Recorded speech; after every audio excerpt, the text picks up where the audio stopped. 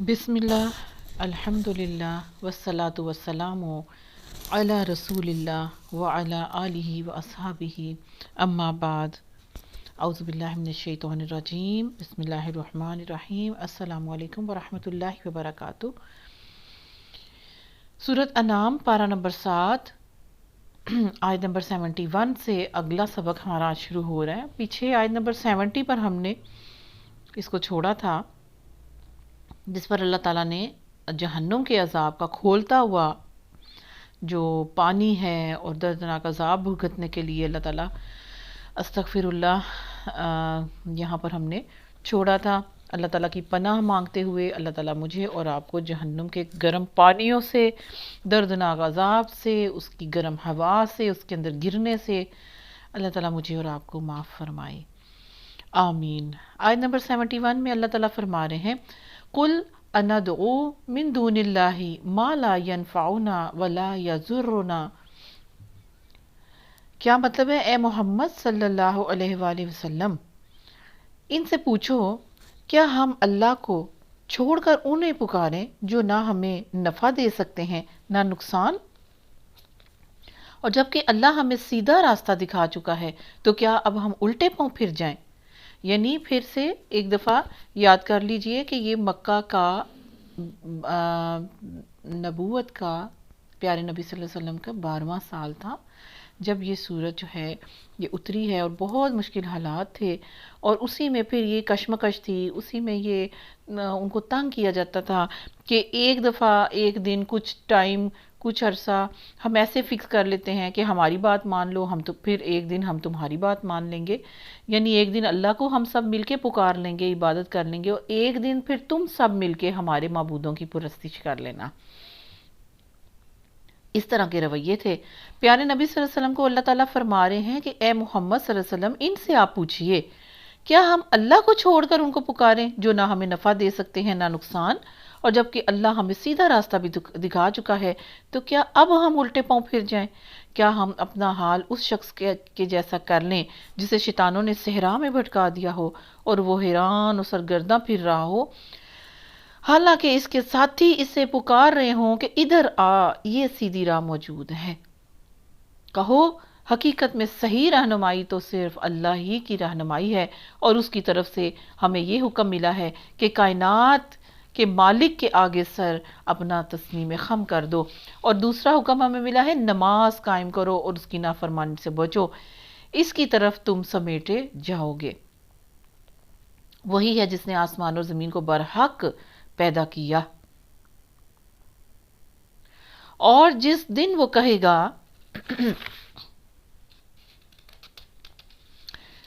हशर हो जाए, उसी दिन हशर हो जाएगा। जिस दिन वो कहेगा व यौमा यकूलु कुन फयकुन, यानी वो ये पूछते थे कि क़यामत कब आएगी, आ जानी चाहिए, ले आओ, हमारे सर पे आसमान तोड़ दो, बलाएं नाजिल करो, क्यों नहीं पत्थरों की बारिश होती।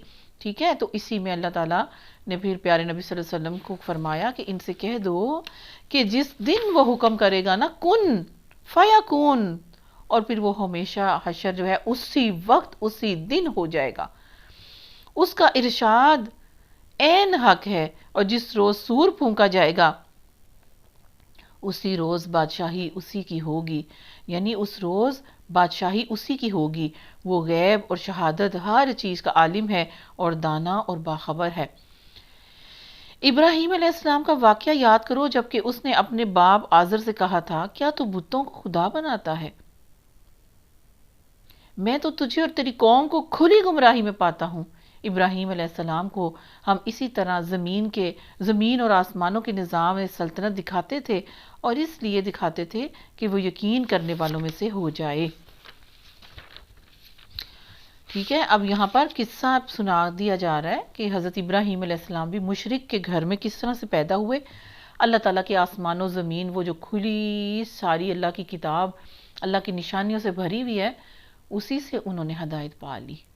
चुनाचे जब रात इस पर तारी हुई तो उसने एक तारा देखा, कहा ये मेरा रब है, मगर जब वो डूब गया तो बोला डूब जाने वालों का तो मैं गर्विदा नहीं। پھر جب چاند چمکتا ہوا نظر آیا تو کہا یہ ہے میرا رب، مگر جب وہ بھی ڈوب گیا تو کہا اگر میرے رب نے میری رہنمائی نہ کی ہوتی تو میں بھی گمراہ لوگوں میں شامل ہو گیا ہوتا۔ پھر جب سورج کو روشن دیکھا تو کہا یہ ہے میرا رب، یہ سب سے بڑا ہے، مگر جب وہ بھی ڈوبا تو ابراہیم پکار اٹھے، اے برادران قوم، میں ان سب سے بیزار ہوں جنہیں تم خدا کا شریک ٹھہراتے ہو۔ ہم؟ یعنی اس طرح سے وہ پیغام آگے پہنچا رہے تھے، یعنی دل سے تو ان کو پتا تھا، ایمان تو وہ پہلے دن سے لا چکے تھے، ان کو اللہ تعالیٰ کی خدا جو آسمان و زمین کا اس کی حقیقت کے بارے میں معلوم ہو چکا تھا، لیکن قوم کو اس طرح سے انہوں نے ایک رات ان کے ساتھ گزاری اور پھر ان کے ساتھ ہی بولے کہ یہ تارا، وہ دیکھا کہا یہ میرا رب ہے، ڈوب گیا تو ان کے سامنے، قوم کے سامنے بولا، انہوں نے بولا کہ ڈوب جانے والوں کا تو مجھے پسند ہی نہیں، ڈوب جانے والے۔ پھر جب چاند کو دیکھا نظر آیا تو اپنی قوم کے سامنے بولے کہ یہ ہے میرا رب، مگر جب وہ بھی ڈوب گیا تو پھر سب کے سامنے بولے اگر میرے رب نے میری رہنمائی نہ کی ہوتی تو میں بھی گمراہوں میں شامل ہو گیا ہوتا۔ ٹھیک ہے، پھر اسی اپنی قوم کے اندر جب انہوں نے صبح کی، اسی رات کی صبح میں جب انہوں نے سورج دیکھا تو ان کے سامنے بولے کہ یہ سورج ہے، اس کو دیکھا تو کہا یہ میرا رب، یہ سب سے بڑا ہے۔ پھر ابراہیم علیہ السلام جو ہیں اس کے ڈوبنے پر پکار اٹھے، اے برادران قوم، میں تو ان ساری چیزوں سے بیزار ہوں جنہیں تم نے خدا کا شریک بنایا۔ میں نے تو یکسو ہو کر اپنا رخ اس ہستی کی طرف کر لیا جس نے زمین اور آسمان کو پیدا کیا، اور میں ہرگز شرک کرنے والوں میں سے نہیں ہوں۔ اس کی قوم اس سے جھگڑنے لگی تو اس نے قوم سے کہا کیا تم لوگ اللہ کے معاملے میں مجھ سے جھگڑتے ہو؟ حالانکہ اس نے مجھے راہ راست دکھا دی ہے، اور میں تمہارے ٹھہرائے ہوئے شریکوں سے نہیں ڈرتا۔ ہاں اگر میرا رب کچھ چاہے تو وہ ضرور ہو سکتا ہے، میرے رب کا علم ہر چیز پر چھایا ہوا ہے، پھر کیا تم ہوش میں نہیں آؤ گے؟ مطلب کیا ہے اس قصے سے بھی کیا سنایا جا رہا ہے؟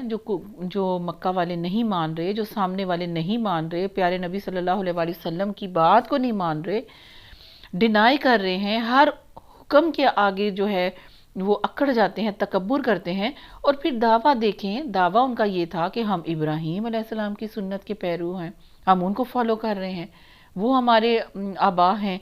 ٹھیک ہے، حضرت ابراہیم علیہ السلام کے دین پر ہونے کا وہ دعویٰ کرتے تھے جو مکہ کے کافر تھے۔ تو ان کے سامنے یہ بتایا جا رہا ہے، اور جو وہ رویہ نبی پاک صلی اللہ علیہ وسلم کے ساتھ کر رہے ہیں، یہی رویہ حضرت ابراہیم علیہ السلام کے ساتھ ان کے وقت میں ان کے لوگوں نے کیا جو کہ کافر تھے اور مشرک تھے۔ ہمیشہ یاد رکھیے ہر زمانے کا مشرک ایک جیسا ہے، ہر زمانے کا مسلمان ایک جیسا ہے، ہر زمانے کے کافر ایک جیسے ہیں، ہر زمانے کا مومن بھی ایک جیسا ہے، اور ہر زمانے سے ہر ٹائپ کے لوگوں کو اکٹھا کر کے ایک جگہ پر ان کو کھڑا کر دیا جائے گا حشر کے میدان میں۔ تو یہ سارا کچھ دکھا کر، بتا کر، سنا کر ان کو یہ کہا جا رہا ہے کہ دیکھو ابراہیم کو تم اون کرتے ہو، کہتے ہو کہ ہم دین ابراہیمی پر ہیں، ان کے ساتھ ان کے لوگوں نے، ان کے کافروں نے جو نہیں مانتے تھے کیسا کیا، اور تم بھی وہی چیز پیارے نبی صلی اللہ علیہ وآلہ وسلم کے ساتھ بھی وہی چیز کر رہے ہو۔ تمہارا جھگڑا بھی پیارے نبی صلی اللہ علیہ وسلم کے ساتھ یہی ہے کہ اللہ کے معاملے میں جھگڑ رہے ہو۔ اس کی قوم یعنی حضرت ابراہیم علیہ السلام کی قوم اس سے جھگڑنے لگی تو اس نے قوم سے کہا کیا تم لوگ اللہ کے معاملے میں مجھ سے جھگڑتے ہو؟ حالانکہ اس نے مجھے تو راہ راست دکھا دی، اور میں تمہارے ٹھہرائے ہوئے شریکوں سے نہیں ڈرتا، مجھے نہ ڈراؤ ان کا کہ وہ میرا یہ بگاڑ دیں گے اور ان کی مار پڑے گی اور فلاں اور فلاں۔ ہاں اگر میرا رب کچھ چاہے تو پھر ضرور ہو سکتا ہے، میرے رب کا علم ہر چیز پر چھایا ہوا ہے، پھر کیا تم ہوش میں نہیں آؤ گے؟ اور آخر میں تمہارے ٹھہرائے ہوئے شریکوں سے کیسے ڈروں جن کو تم خود بناتے ہو، جبکہ تم اللہ کے ساتھ ان چیزوں کی خدائی میں شریک بناتے ہوئے نہیں ڈرتے جن کے لیے اس نے تم پر کوئی سند نازل نہیں کی، اور مانتے بھی ہو کیا کہ زمین و آسمان کا رب وہ ہے، خالق اور مالک وہ ہے۔ تم اس ہستی سے نہیں ڈرتے تو میں تمہارے ہاتھوں سے بنائے ہوئے ان بتوں سے ڈر جاؤں؟ میں کیوں ڈروں؟ ہم دونوں فریقوں میں سے کون زیادہ بے خوفی اور اطمینان کا مستحق ہے؟ بتاؤ اگر تم کچھ علم رکھتے ہو۔ حقیقت میں تو امن انہی کے لیے ہے، اور راہ راست سیدھا راہ بھی سیدھے راہ پر بھی وہی ہیں جو ایمان لائے ہیں اور جنہوں نے اپنے ایمان کو ظلم کے ساتھ، شرک کے ساتھ آلودہ نہیں کیا۔ یہ اتنی پیاری باتیں ہیں جو ابراہیم علیہ السلام نے اپنے ان لوگوں سے جو ان کو نہیں مانتے تھے، ان کی ساری گفتگو یہاں پر اللہ تعالیٰ نے اتنے پیارے الفاظ میں، جیسے وہ ڈیفینڈ کر رہے ہیں، اللہ کی سائیڈ لے رہے ہیں، اللہ تعالیٰ کے اوپر سے ان تمام گندگیوں کو اپنے تئیں اپنی کوشش کے ساتھ ان سارے الزامات کو اتارنے کی کوشش کر رہے ہیں، اللہ تعالیٰ سے ان چیزوں کو ہٹانے کی اپنی طرف سے کوشش کر رہے ہیں، توحید کا میسج دے رہے ہیں کہ اللہ ایک ہے، اس کا کوئی شریک نہیں۔ تو یہ سب سے عمدہ بات ہے، سب سے پہلی بات ہے جو معاشرے کے اندر انبیاء علیہ السلام نے جو فریضہ انجام دیا، وہ تھا توحید کا اعلان کرنا۔ انہوں نے آتے ہی کسی بھی نبی نے یہ نہیں کہا کہ شراب چھوڑ دو، بدکاریاں چھوڑ دو، سود چھوڑ دو، پردوں کے اندر آ جاؤ، یہ نہیں کہا، داڑیاں بڑھا لو، یہ نہیں کہا۔ سب سے پہلے پیغمبروں کو جس کام کے لیے بھیجا گیا، سب سے اول کام جو ہے وہ ہے توحید کی دعوت دینا۔ قولوا لا الہ الا اللہ، کہہ دو کہ اللہ ایک ہے۔ پھر اس کے حساب سے جیسے آہستہ آہستہ دیکھیں نا، شراب کے بارے میں ہم نے یہ حکم پڑھا کہ دوسری تیسری دفعہ جب آیت اتری ہے تو تب اللہ تعالیٰ نے سختی کے ساتھ کہا کہ اب بھی تم اللہ کا حکم نہیں مان رہے، چھوڑ دو اب اس خراب چیز کو۔ تو پہلے توحید کا ذکر، پہلے اس توحید کے ساتھ اللہ کا تعارف، پہلے اس توحید کے اعلان کے ساتھ جنت اور جہنم کا ذکر، دنیا کی بے ثباتی کا ذکر، آخرت کی زندگی کا ہمیشگی کا ذکر، اور اس کے بعد پھر جب مائل ہونے آتے ہیں نفس، اس کے اندر ڈھلنے لگتے ہیں، توحید آ جاتی ہے۔ دیکھیں نا، آپ کلمے کو ذرا غور کریں، ہمارا کلمہ کیا ہے؟ لا الہ الا اللہ۔ پہلے کس چیز کو رکھا گیا ہے کلمے کے ٹکڑے پر؟ لا الہ کرو کہ اللہ کے سوا کوئی شریک نہیں، لا الہ کوئی شریک نہیں، کوئی الہ نہیں، کوئی الہ نہیں۔ پہلے نہ کرو، پہلے توحید کا میسج لے لو، پہلے توحید کے اندر آ جاؤ۔ الا اللہ، سوائے اللہ کے۔ پہلے ان بتوں کو توڑ دو، پہلے ان شریکوں کو چھوڑ دو، ٹھیک ہے؟ جب اس طرف آ جاؤ کہ اصلاح کے پہلو پر، پھر اگلی منزلیں ہیں کہ تم نے کیا کیا اللہ کے حکم میں آ کے کرنا ہے۔ جنہوں نے اپنے ایمان کو ظلم کے ساتھ آلودہ نہیں کیا، وہی لوگ سیدھی راہ پر ہیں۔ حقیقت میں امن تو انہی کے لیے ہے، سکون انہی کے لیے ہے دنیا اور آخرت میں۔ یہ تھی ہماری وہ حجت جو ہم نے ابراہیم علیہ السلام کو اس کی قوم کے مقابلے میں عطا کر دی۔ ہم جسے چاہتے ہیں بلند مرتبے عطا کرتے ہیں۔ حق یہ ہے کہ تمہارا رب نہایت ہی دانا اور علیم ہے، بے شک، سبحان اللہ۔ پھر ہم نے ابراہیم علیہ السلام کو اسحاق علیہ السلام اور یعقوب علیہ السلام جیسی اولاد دی اور ہر ایک کو راہ راست دکھائی، وہی راہ راست، وہی سیدھا راستہ، وہی جنت کا راستہ جو اس سے پہلے نوح علیہ السلام کو دکھائی تھی۔ اور اسی کی نسل سے ہم نے داؤد علیہ السلام، سلیمان علیہ السلام، ایوب علیہ السلام، یوسف علیہ السلام، موسیٰ علیہ السلام اور ہارون علیہ السلام کو ہدایت بخشی۔ اس طرح ہم نیکوکاروں کو ان کی نیکی کا بدلہ دیتے ہیں۔ اسی کی اولاد سے پھر زکریا علیہ السلام، یحییٰ علیہ السلام، عیسیٰ علیہ السلام اور الیاس علیہ السلام کو راہ یاب کیا۔ یہ کس کی کڑی چل رہی ہے؟ ابراہیم علیہ السلام۔ اور پھر ان سے پہلے، یعنی یہ وہی راہ ہے جو حضرت ابراہیم علیہ السلام سے پہلے دکھائی تھی اور حضرت نوح علیہ السلام کو دکھائی، اور ان کی نسل سے پھر داؤد، سلیمان، ایوب، یوسف، موسیٰ اور ہارون علیہ السلام اجمعین۔ اللہ سب پر اپنی رحمتیں اور کروڑوں درود اور سلام بھیجے، یہ اللہ تعالیٰ نے بتایا۔ اسی طرح ہم نیکوکاروں کو ان کی نیکی کا بدلہ دیتے ہیں۔ اسی کی اولاد سے پھر زکریا، یحییٰ علیہ السلام، عیسیٰ علیہ السلام، الیاس علیہ السلام کو بھی راہ راست دکھائی۔ ہر ایک ان میں سے صالح تھا، ہر ایک ان میں سے صالح تھا۔ اسی کے خاندان سے پھر اسماعیل علیہ السلام، یسوع علیہ السلام، یونس علیہ السلام اور لوط علیہ السلام کو راستہ دکھایا۔ ان میں سے بھی ہر ایک کو ہم نے تمام دنیا والوں پر فضیلت عطا کی، نیز ان کے آباء و اجداد اور ان کی اولاد اور ان کے بھائی بندوں میں سے بھی بہت سوں کو ہم نے نوازا، انہیں اپنی خدمت کے لیے چن لیا اور سیدھے راستے کی طرف ان کی رہنمائی کی۔ یہ اللہ کی ہدایت ہے جس کے ساتھ وہ اپنے بندوں میں سے جس کو چاہتا ہے رہنمائی کر دیتا ہے۔ لیکن اگر کہیں ان لوگوں نے شرک کیا ہوتا تو ان کا سب کیا کرایا غارت ہو جاتا۔ وہ لوگ تھے جن کو ہم نے کتاب اور حکم اور نبوت عطا کی تھی، اب اگر یہ لوگ اس کو ماننے سے انکار کرتے ہیں تو پرواہ نہیں، ہم نے کچھ اور لوگوں کو یہ نعمت جو ہے اب سونپ دی ہے جو اس سے منکر نہیں ہیں۔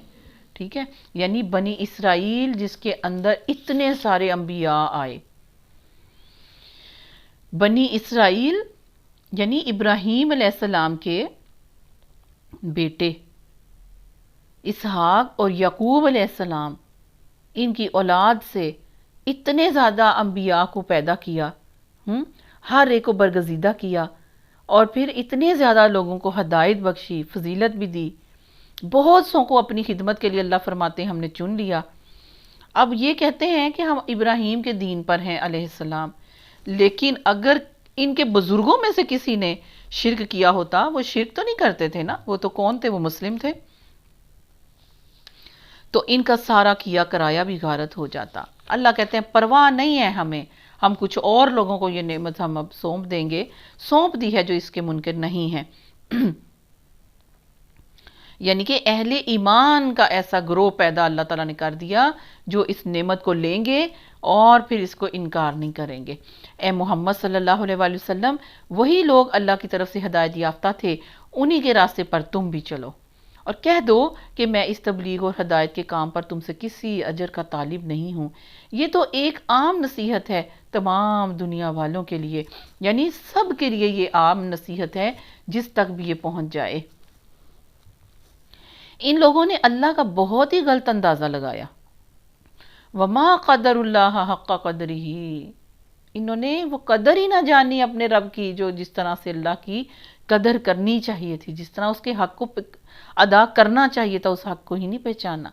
جب انہوں نے کہا کہ اللہ نے کسی بشر پر کچھ نازل ہی نہیں کیا، ان سے پوچھو پھر وہ کتاب جسے موسیٰ علیہ السلام لایا تھا، جو تمام انسانوں کے لیے اس وقت روشنی اور ہدایت تھی، جس تم پارا پارا صفحہ صفحہ کر کے رکھتے ہو، کچھ دکھاتے ہو لوگوں کو اور کچھ چھپا جاتے ہو، اور جس کے ذریعے سے تم کو وہ علم دیا گیا جو نہ تمہیں حاصل تھا اور نہ تمہارے باپ دادا کو، آخر اس کا نازل کرنے والا کون تھا؟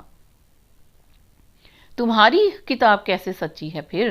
تمہارے رسول کیسے سچے ہیں پھر، اگر تم اس آخری نبی کی نبوت کو یا اس کے اوپر نازل ہونے والی کتاب کو کہتے ہو کہ یہ ٹھیک نہیں ہے، کچھ بھی نازل نہیں کیا، تو پھر موسیٰ کیسے سچے ہوئے جن کو تم مانتے ہو علیہ السلام، اور ان کی کتاب کیسے سچی ہو گئی؟ بس اتنا کہہ دو کہ اللہ، پھر انہیں اپنی دلیل بازیوں سے کھیلنے کے لیے چھوڑ دو۔ اسی کتاب کی طرح یہ ایک کتاب ہے جسے ہم نے نازل کیا ہے، بڑی خیر اور برکت والی کتاب ہے یہ میرے اور آپ کے ہاتھ میں جو قرآن پاک ہے، اس چیز کی تصدیق کرتی ہے جو اس سے پہلی آئی تھیں، اور اس لیے نازل کی گئی ہے کہ اس کے ذریعے سے تم بستیوں کے اس مرکز یعنی مکہ اور اس کے اطراف میں یعنی ساری دنیا میں رہنے والوں کو وارننگ دے دو۔ جو لوگ آخرت کو مانتے ہیں وہ اس کتاب پر ایمان لاتے ہیں، اور ان کا حال یہ ہے کہ اپنی نمازوں کی پابندی کرتے ہیں، اور اس شخص سے بڑا ظالم اور کون ہوگا جو اللہ پر جھوٹا بہتان گھڑے یا کہے کہ مجھ پر وحی آئی ہے، حالانکہ اس پر کوئی وحی نازل ہی نہ کی گئی ہو، یا جو اللہ کی نازل کردہ چیز کے مقابلے میں یہ کہے کہ میں بھی ایسی چیز نازل کر کے دکھا دوں گا۔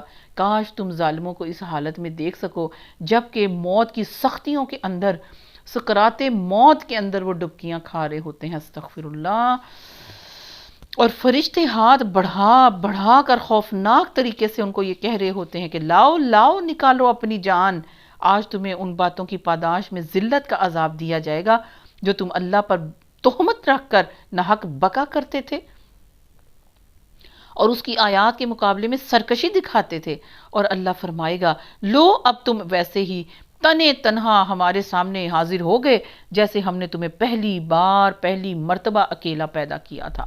جو کچھ ہم نے تمہیں دنیا میں دیا تھا وہ سب تم پیچھے چھوڑ آئے ہو، اور اب ہم تمہارے ساتھ تمہارے ان سفارشیوں کو بھی نہیں دیکھتے جن کے متعلق تم یہ سمجھ رہے تھے کہ تمہارے کام بنانے میں ان کا بھی کچھ حصہ ہے۔ تمہارے آپس کے سب رابطے بھی ٹوٹ گئے اور وہ سب تم سے گم بھی ہو گئے جن کا تم بڑا ہی زام رکھتے تھے، جن پر بڑا بھروسہ تھا تمہیں، اب تو وہ تم سے گم بھی ہو گئے۔ موت کے ساتھ ہی سختیاں شروع، موت کے ساتھ ہی ڈانٹ و ڈپٹ شروع، موت کے ساتھ ہی تکلیفیں شروع، جو کہ اللہ کی کتاب کو نہیں مانتے، اللہ کے احکامات کو نہیں مانتے۔ پھر ان کے قصور اللہ تعالیٰ نے لکھے ہیں کہ کتاب کے اندر سے کچھ حصے کو چھپاتے ہیں اور کچھ کو لوگوں کے سامنے بیان کرتے ہیں، سرکشی دکھاتے ہیں اللہ کی آیتوں کے سامنے، اکڑ جاتے ہیں، نہیں مانتے، تو ان کی پٹائی ان کی نزاع کے ٹائم ہی شروع ہو جاتی ہے، اور جو کچھ دنیا میں دیا تھا سب کچھ دنیا میں رہ گیا۔ کیا؟ دنیا کی عزت، دنیا کی شہرت، دنیا کا مال، دنیا کی اولاد، دنیا کے اندر بیٹوں کی لگی ہوئی لائن، اور اب ہاتھ باندھے کھڑے ملازم ماتحت، وہ سارے جو گریڈز تھے، وہ سارے سٹیٹس جو تھے، سارا کچھ دنیا کے اندر تم چھوڑ آئے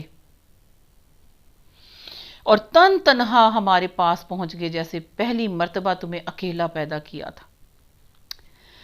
اللہ تعالیٰ مجھے اور آپ کو موت کی سختیوں سے، سکرات الموت، غمرات الموت سے اللہ تعالیٰ مجھے اور آپ کو محفوظ رکھے۔ اللہ تعالیٰ اس وقت میرے اور آپ پر بہت رحم کرے، ایمان کی حالت میں ہماری روح قبض ہو، اللہ کی مطیع اور فرما بردار ہونے والے بندے کی حیثیت سے میرے اور آپ کی حاضری اللہ تعالیٰ کے پاس لگے، آمین یا رب العالمین۔ آگے سورۃ انعام کی آیت نمبر 95 میں اللہ تعالیٰ فرما رہے ہیں، دانے اور گٹھلی کو پھاڑنے والا اللہ ہے، وہی زندہ کو مردہ سے نکالتا ہے اور وہی مردہ کو زندہ سے نکالتا ہے۔ یعنی آپ مثال دیکھیں اللہ تعالیٰ کی، اس رب سونے کی مثالیں ذرا چیک کریں۔ بے شک اللہ ہی ہے جو دانے اور گٹھلی کو پھاڑنے والا ہے۔ کسان کا کام کیا ہے؟ اچھی نیت کیا ہوتی ہے؟ اچھی نیت یہ ہوتی ہے کہ کوئی بیج کسی جگہ پہ چھپا دیا جائے نرم مٹی کے اندر، بس اتنا سا کام ہے۔ خالص بیج ہوگا تو وہ انشاءاللہ پھلے گا، پھوٹے گا، نکلے گا، تناور درخت بھی بن جائے گا۔ لیکن اگر نیت بہت ہی خراب ہے ایک بیج کی طرح، تو وہ ناقص بیج کی طرح کچھ بھی پیدا نہیں ہوگا۔ اللہ فرما رہے ہیں دانے اور گٹھلی کو پھاڑنے والا اللہ ہے، وہی زندہ کو مردہ سے نکالتا ہے۔ پہلی جو سمجھ آ رہی ہے اس جملے سے وہ یہی ہے کہ زندہ سے مردہ، مردہ سے زندہ، لیکن اس کو اگر ہم دیکھیں تو کافروں کی اولاد میں سے مسلم کو پیدا کرنا اور مسلمانوں کی اولاد میں سے کافروں کو پیدا کرنا، استغفر اللہ ربی، وہی مردہ کو زندہ سے اور زندہ کو مردہ سے خارج کرتا ہے۔ یہ سارے کام کرنے والا تو اللہ ہے، پھر تم کدھر بہکتے پھرتے جا رہے ہو؟ پردہ شب کو چاک کر کے وہی تو صبح نکالتا ہے۔ ہاں، اگر رات ہی رہتی ذرا سوچیں تو پھر ہمارا کیا ہوتا؟ ٹھٹر ٹھٹر کے ہم مر جاتے اپنے گھروں کے اندر، برف بن جاتی اور زمین کا ٹیمپریچر ہے مائنس کے اندر چلا جاتا اگر ہمیشہ رات رہتی، خوراک ختم ہو جاتی، یہ کھیت ختم ہو جاتے، خوراک رزق ختم ہو جاتا، سورج ہی اگر نہیں نکلے گا تو رات ٹھنڈی برف ہو کے اللہ تعالیٰ کہتے ہیں وہ پردہ شب کو چاک کر کے وہی تو صبح نکالتا ہے۔ اسی نے رات کو سکون کا وقت بنا دیا، ہر طرف ذرا محسوس کریں خاموشی ہوتی ہے۔ اور آپ دیکھیں کہ جتنی سردیوں میں جتنی ٹھنڈک والی رات ہوتی ہے اتنی زیادہ گہری خاموشی ہوتی ہے۔ اسی نے چاند اور سورج کے طلوع اور غروب کا حساب مقرر کیا ہے۔ ایک پورا کیلنڈر جو اتنے سالوں کا بنا کے پہلے ہی آ جاتا ہے مارکیٹ میں، وہ کس طرح سے ہوتا ہے؟ اسی لیے کہ کبھی کچھ چینج ہوا ہی نہیں۔ ایک اصول میں، ایک قاعدے میں، ایک قانون میں، اللہ تعالیٰ کی اطاعت میں جو قائم کر دیا ہے قانون اور قاعدہ، سورج اور چاند اسی حساب کے مطابق نکلتے ہیں، اکڑ نہیں دکھاتے۔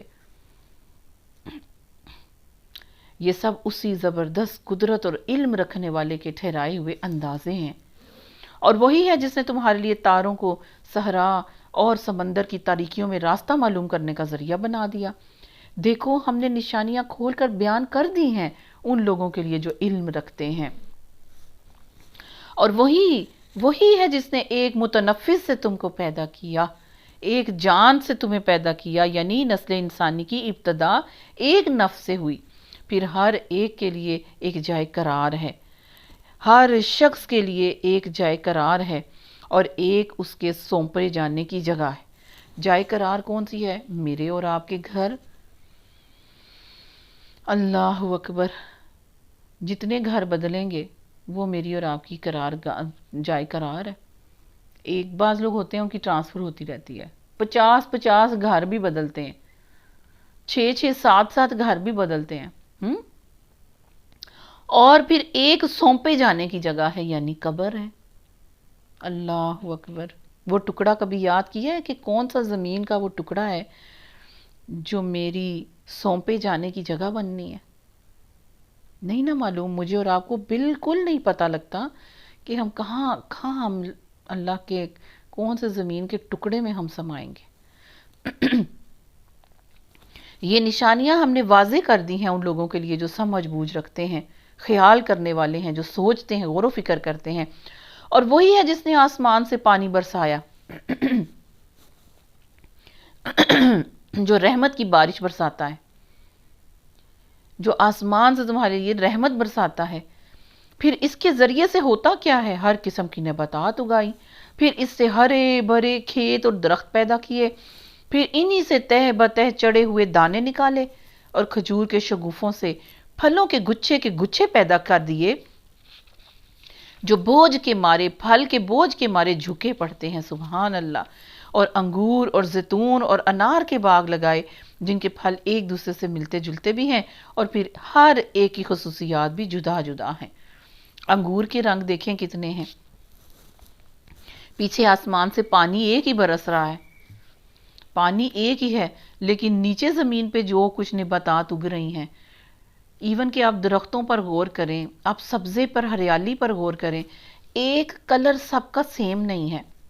پتوں پہ غور کریں، کسی کی شیپ ایک جیسی نہیں ہے، رنگ ایک جیسا نہیں ہے، ان کا کٹاؤ ایک جیسا نہیں ہے. اور پھر جو اللہ تعالیٰ نے یہ فرمایا، انگور مختلف کلر کے، کوئی سیڈ والے، کوئی سیڈ لیس ہیں، کوئی بڑا ہے، کوئی چھوٹا ہے، کوئی گول ہے، کوئی لمبا ہے، کوئی کالا ہے، کوئی موٹا ہے، گرین کے کئی شیڈ ہیں، یلو کے کئی شیڈ ہیں. پھر زیتون ہے، اس کے آپ دیکھیں اولیوز جو ہیں وہ کتنے کلرز کے ہیں. آج آپ یقین کریں میں نے پرپل کلر کا اولیو دیکھا. ریڈ کلر کا تو ٹھیک ہے نا، پرپل کلر کا بھی اولیو ہے. اور پھر اس کے کتنے کلر ہیں، ہرے رنگ کا بھی ہے، کالے رنگ کا بھی ہے. اور پھر انار کے باغ لگائے، انار اور پھر پھل جتنے بھی ہیں ان سب کے رنگ اور ذائقے اور ان کی تاثیر میں فرق ہے. اور پوائنٹ ٹو بی نوٹڈ یہ ہے کہ پانی ایک ہی ہے. تو یہ کون کر رہا ہے؟ پھر ہر ایک کی خصوصیات بھی جدا ہیں. یہ درخت جب پھلتے ہیں تو ان میں پھل آنے اور پھر ان کے پکنے کی کیفیت پر ذرا غور تو کرو، ان کی غور کی نظر سے تو دیکھو کہ کہاں سے کہاں، کس طرح، کون سے سٹیپس کے ساتھ یہ پکنے کی کیفیت تک پہنچتا ہے. اللہ دعوت دے رہے ہیں کہ دیکھو، غور کرو، ان چیزوں میں نشانیاں ہیں ان لوگوں کے لیے جو ایمان لاتے ہیں. سبحان اللہ. اور جب ایمان والے غور و فکر کرتے ہیں نا تو اللہ کے وارے نیارے صدقے محبت کے ان احساسات کے اندر ڈوبتے ہیں. حمد اور ثنا ان کی زبانوں پر، ان کے دلوں کے اندر جاری ہو جاتی ہے. تسلیم کرتے ہیں اپنی عقل سے، اپنی جسم سے، اپنی روح سے کہ یہ کام کوئی اور نہیں کر سکتا. یہ اللہ کی نشانیاں ہیں. اس پر بھی لوگوں نے جنوں کو اللہ کا شریک ٹھہرا دیا. ہاں، یعنی وہم و گمان، انسان کی قسمت کے بنانے بگاڑنے میں دوسری ہستیاں بھی جناب شامل ہیں. اس میں جنوں کو اس میں لوگوں نے جنوں کو شریک ٹھہرا لیا کہ کوئی بارش کا دیوتا ہے، اور کوئی دولت کی دیوی بنا دی، اور پھر کوئی بیماری کے لیے وغیرہ وغیرہ اس طرح کی جو ہے شیاطین اور دیوتاؤں اور دیویوں کے متعلق یہ سارے جو ہے نا مشرکوں کے اندر ہی عقائد پائے جاتے ہیں. حالانکہ وہ ان کا بھی خالق ہے. وہ بھی اللہ کی مخلوق ہے بیچاری، اور بے جانے بوجھے اس کے لیے بیٹیاں اور بیٹے تصنیف کر دیں، حالانکہ وہ پاک اور بالا تر ہے ان باتوں سے جو یہ لوگ کہتے ہیں۔ سبحان اللہ، بے شک سبحانہ وتعالی اما یصفون، ان تمام چیزوں سے جو لوگ بیان کر رہے ہیں اللہ کی ذات پاک ہے۔ وہ کون ہے؟ وہ پھر کون ہے؟ وہ تو آسمانوں اور زمین کا موجد ہے، اس کا کوئی بیٹا کیسے ہو سکتا ہے جبکہ کوئی اس کے شریک زندگی ہی نہیں ہے۔ کیا اللہ تعالیٰ فرما رہے ہیں بدیع السماوات والارض انا یکون لہ ولد ولم تکن لہ صاحبۃ، اس کی تو کوئی بیوی، کوئی جورو، کوئی شریک حیات ہے ہی نہیں، اس نے ہر چیز کو پیدا کیا ہے اور وہ ہر چیز کا علم رکھتا ہے۔ یہ ہے اللہ تمہارا رب، کون؟ جس کا کوئی بیٹا نہیں، جس کا کوئی شریک نہیں، جس کی کوئی بیوی نہیں، جس کا کوئی ہمسر نہیں، جو اکیلا وارث ہے، اکیلا بادشاہ ہے، ساری سلطنت اسی کی ہے، ساری ملکیت بادشاہوں کا بادشاہ وہ خود ہے۔ یہ ہے اللہ تمہارا رب، تمہیں پیدا کرنے والا، کوئی خدا اس کے سوا اور نہیں ہے، ہر چیز کا خالق، لہٰذا تم اسی کی بندگی کرو، اور وہ ہر چیز کا کفیل ہے، ہر چیز کا کفیل ہے۔ نگاہیں اس کو نہیں پا سکتی اور وہ نگاہوں کو پا لیتا ہے، وہ نہایت باریک بین اور باخبر ہے۔ سبحان اللہ۔ جب ہم اللہ کو تلاش کرنے کے لیے اللہ کو دل سے پکارتے ہوئے آسمانوں کی طرف، اپنی چھتوں کی طرف اپنے منہ اوپر کو اٹھاتے ہیں، دیکھتے ہیں، ڈھونڈتے ہیں، تلاش کرتے ہیں، تو وہ ہماری نگاہوں کو پا لیتا ہے۔ ہم اس کو نہیں دیکھ سکتے، ہماری نگاہیں اس کو نہیں پا سکتی۔ اچھا، جنت میں جب سب چلے جائیں گے نا انشاءاللہ، تو جنتیوں کو اللہ تعالیٰ کا دیدار وہاں پر کروایا جائے گا، لیکن جس طرح سے دیدار اللہ تعالیٰ کا کرایا جائے گا، اس کا مطلب یہ ہرگز نہیں ہے کہ آنکھوں نے یا نظر نے اس کا احاطہ کر لیا، اس کو پا لیا۔ بالکل بھی ایسا ہو ہی نہیں سکتا، ممکن ہی نہیں ہے کہ ہم جان لیں کہ اللہ تعالیٰ کون ہیں، کیسے ہیں۔ ہاں، دیدار ہوگا، لیکن اس دیدار کے پیچھے یہ نہیں ہمیں سمجھنا ایسا ہو ہی نہیں سکتا کہ ایک نظر میری اور آپ کی جنت کے اندر بھی چاہے ہم پہنچ جائیں، ہم اللہ کا احاطہ کر لیں۔ اللہ اکبر، اللہ کو اللہ کی شان ہی اللہ کو اس کی ذات ہی جانے۔ ہم تو بس اتنا جانتے ہیں کہ وہ ہے ہمارا رب، اکیلا الہ معبود، وہ جس نے مجھے اور آپ کو پیدا کیا، راہ دکھائی، محبت بھی دلوں میں ڈال دی، کتاب بھی تھما دی، احادیث بھی پڑھا دی، اپنی محبت ہمارے سینوں میں بھی ڈال دی، ہمارے دلوں کے اندر ڈال دی، عبادت کے طریقے سکھا دیے، دل کو نرم ہونا اللہ تعالیٰ نے ہمیں بخش دیا اس کی توفیق کے ساتھ۔ بس نگاہیں نہیں اس کو پا سکتی، لیکن وہ نگاہوں کو پا لیتا ہے۔ سبحان اللہ، وہ نہایت ہی باریک بین ہے، بہت ہی باریکی کے ساتھ وہ جانتا ہے کہ ایک نگاہ اٹھی ہوئی کے پیچھے کیا ہے، باخبر ہے کہ کس وجہ سے اس نے آنکھیں اوپر اٹھائی ہیں، کس وجہ سے مجھے تلاش کر رہا ہے، کس وجہ سے مجھے ڈھونڈ رہا ہے، کون سی تکلیف اس کو چھو گئی ہے۔ وہ بہت ہی باریک بین ہے کہ ایک اٹھی ہوئی نظر کے پیچھے نیت کیا ہے، وہ سب جانتا ہے۔ سبحان اللہ، سبحان اللہ۔ اور یہ ساری چیزیں کسی کے اندر موجود نہیں، صرف ایک رب میرا اور آپ کا جس کا نام اللہ ہے، یہ اسی کی یہ کوالٹیز ہیں، اسی کی یہ صفات ہیں، اور کوئی ان جیسا اس جیسا ہے ہی نہیں، نہ اس کے اندر یہ کوالٹیز ہو سکتی ہیں۔ آگے اللہ تعالیٰ فرما رہے ہیں آیت نمبر 103 کے اندر، دیکھو تمہارے پاس تمہارے رب کی طرف سے بصیرت کی روشنیاں آ گئی ہیں، دل کے نور کے اسباب آ گئے ہیں، تمہاری آنکھوں کو کھولنے کے لیے اللہ تعالیٰ نے وہ روشنیاں بھیج دی ہیں قرآن کے ذریعے سے۔ اب جو بینائی سے کام لے گا اپنا ہی بھلا کرے گا، اور جو اندھا بنا رہے گا خود اپنا نقصان اٹھائے گا، اور میں تم پہ کوئی پاسبان نہیں ہوں، میں تمہارا حفاظت کرنے کے لیے نہیں بھیجا گیا، صرف پیغام پہنچانے کے لیے، میں تمہارا سپاہی بنا کے نہیں بھیجا گیا، میں تمہیں منوانے کے لیے نہیں بھیجا گیا، میں تمہیں صرف پیغام پہنچا دینے کے لیے، ڈرانے کے لیے اور خوشخبری دینے کے لیے بھیجا گیا ہوں۔ بے شک سبحان اللہ، آیت نمبر 105 میں اللہ تعالیٰ فرما رہے ہیں، اس طرح ہم اپنی آیات کو بار بار مختلف طریقوں سے بیان کرتے ہیں، اور اس لیے کرتے ہیں کہ یہ لوگ کہیں کہ تم کسی سے پڑھ آئے ہو، اور جو لوگ علم رکھتے ہیں ان پر ہم حقیقت کو روشن کر دیں۔ یہ نہ کہیں لوگ یہ کہتے نہ پھریں کہ تم کہیں سے پڑھ آئے ہو۔ اس لیے اللہ تعالیٰ کہتے ہیں کہ میں اپنی آیات کو مختلف طریقوں سے آپ کی زبان سے نکلواتا ہوں اور بھیجتا ہوں۔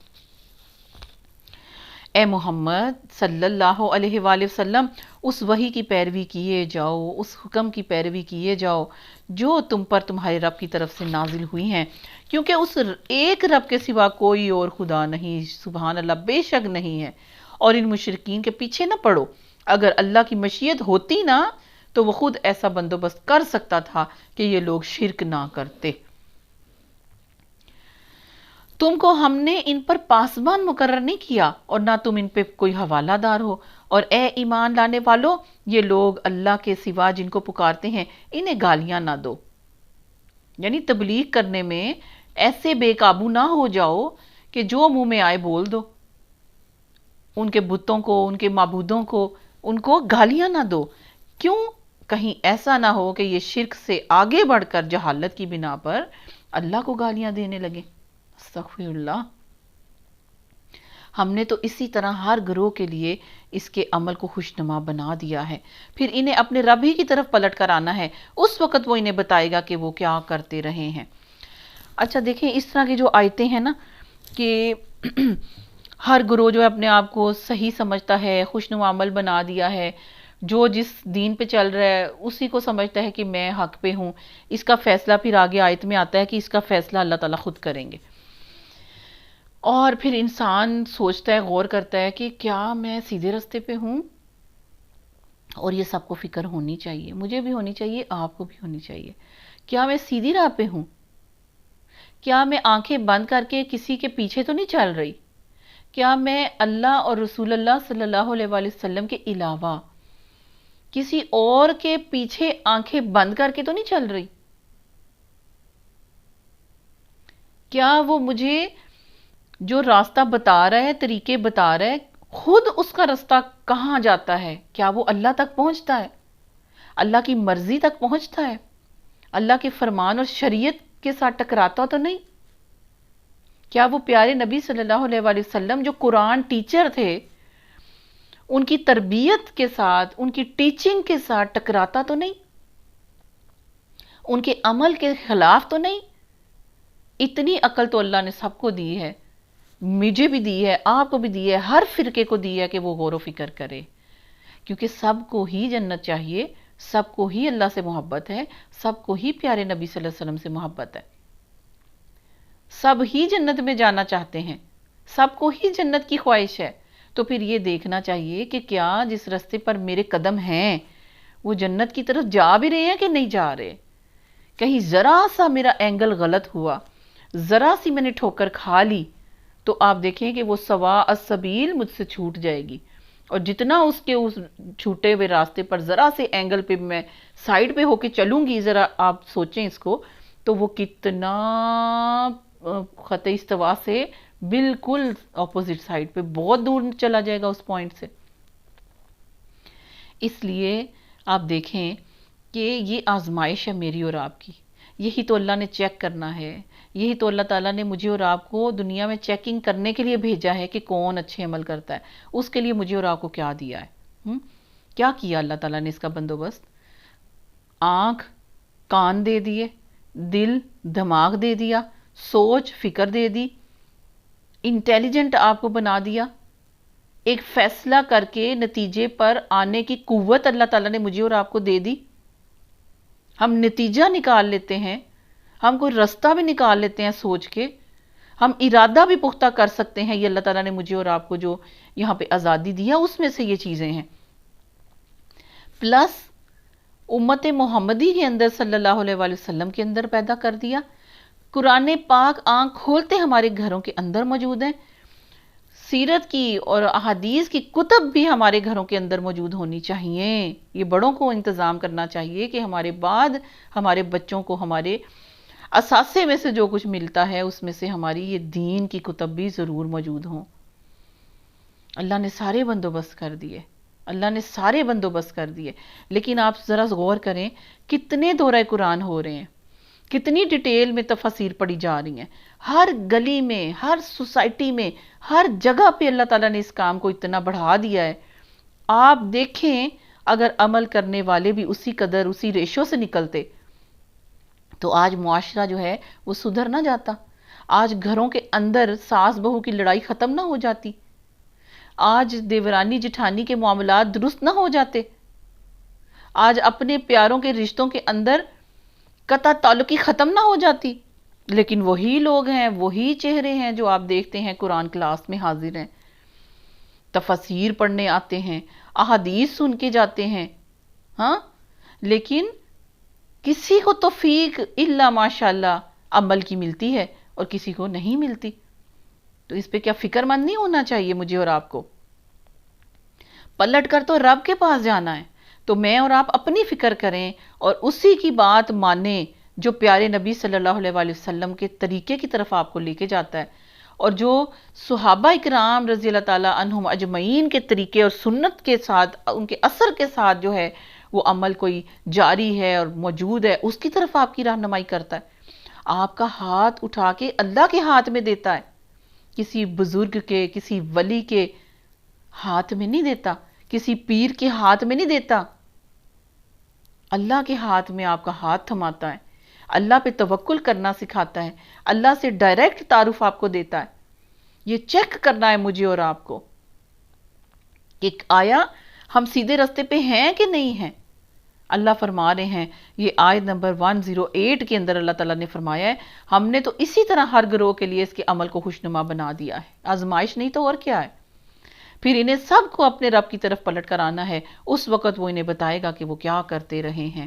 استغفر اللہ ربی. اللہ تعالیٰ مجھے اور آپ کو ہدایت کے سیدھے راستے پر رکھے، آمین. یہ لوگ کڑی کڑی بڑی بڑی قسمیں کھا کر کے کہتے ہیں کہ اگر کوئی نشانی ہمارے سامنے آ جائے تو ہم اس پر ایمان لے آئیں گے. اے محمد صلی اللہ علیہ وسلم ان سے کہہ دیجئے نشانیاں تو اللہ کے پاس ہیں، میرے پاس تو نہیں ہیں، اللہ کے پاس ہیں. اور تمہیں کیسے سمجھایا جائے کہ اگر نشانیاں آ بھی جائیں تو یہ ایمان لانے والے نہیں ہیں، نہیں لائیں گے ایمان. ہم اسی طرح ان کے دلوں اور نگاہوں کو پھیر رہے ہیں جس طرح پہلی مرتبہ اس پر ایمان وہ نہیں لائے. اللہ تعالیٰ کیا فرماتے ہیں؟ پہلی دفعہ اگر وہ ایمان نہیں نہ لائے، اتنی نشانیاں، اتنے طریقوں سے سمجھایا، اتنا کچھ سامنے رکھا، اتنا کچھ، یہ قرآن خود معجزہ، اس کا رسول صلی اللہ علیہ وآلہ وسلم خود معجزہ سب سے بڑے. اور پھر اللہ تعالیٰ کی اس آیت کو غور سے سنیں، کیسے آپ کو سمجھایا جائے کہ اگر نشانیاں ان کے مطابق جو یہ مانگ رہے ہیں منہ سے یہ آ بھی جائیں تب بھی یہ ایمان لانے والے نہیں. ہم اسی طرح ان کے دلوں اور نگاہوں کو پھیر رہے ہیں جس طرح یہ پہلی مرتبہ اس پر ایمان نہیں لائے تھے. فائدہ ہی کوئی نہیں.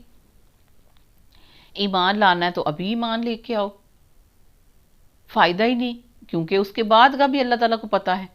ہم انہیں ان کی سرکشی ہی میں بھٹکنے کے لیے چھوڑے دیتے ہیں. اگر ہم فرشتے بھی ان پر نازل کر دیتے نا جیسے یہ ڈیمانڈ کر رہے ہیں، اور مردے بھی ان کے ساتھ باتیں کرنے لگتے جیسے یہ ڈیمانڈ کر رہے ہیں، اور دنیا بھر کی چیزوں کو ہم ان کی آنکھوں کے سامنے جمع کر دیتے جیسے وہ سونا پہاڑ مانگ رہے ہیں، تب بھی یہ ایمان لانے والے نہیں تھے. آپ مجھے بتائیں کیا یہ اللہ تعالیٰ ایویں ہی کہہ رہے ہیں؟ کیا اللہ کا علم میرے اور آپ کے علم کی طرح محدود ہے؟ کیا اللہ تعالیٰ کو ایکسپیریمنٹ کر کے رزلٹ کا پتہ چلتا ہے؟ یعنی جیسے میں اور آپ ایکسپیریمنٹ کرتے ہیں تو پھر کہتے ہیں ان رزلٹ یہ چیز ہوگی، یہ کرتے تو پھر پتہ چلتا نا؟ نہیں، اللہ تعالیٰ ان چیزوں سے بہت بلند ہے. اللہ کہتے ہیں کہ یہ ایمان نہیں لانے والے تھے بیکاز وہ جانتا ہے، وہ ہر کسی کو جانتا ہے، اس کے نفس کی گندگی کو جانتا ہے، اس کے ڈھیٹ پنے کو جانتا ہے، اس کے تکبر کو جانتا ہے. ان تکبر کے پیچھے، اس ڈھیٹ پن کے پیچھے، اس کمینگی کے پیچھے اس کی نیت اور اس کے دل کے اندر چھپی ہوئی بات اور اس کی کھوٹ سب اللہ تعالیٰ کے سامنے ہے، الا یہ کہ مشیت الہی یہی ہو کہ وہ ایمان لے آئیں۔ اگر اللہ کی مشیت یہ ہو کہ ایمان لے آئیں تو تب وہ ایمان لائیں گے، ورنہ کیا ہے، وہ ایمان نہیں لائیں گے۔ مگر اکثر لوگ نادانی کی ہی باتیں کرتے ہیں، اور ہم نے تو اسی طرح ہمیشہ شیطان انسانوں اور شیطان نے جنوں کو ہر نبی کا دشمن بنایا، جو ایک دوسرے پر خوش آئین باتیں، دھوکے والی باتیں اور فریب کے طور پر القاء کرتے رہے ہیں۔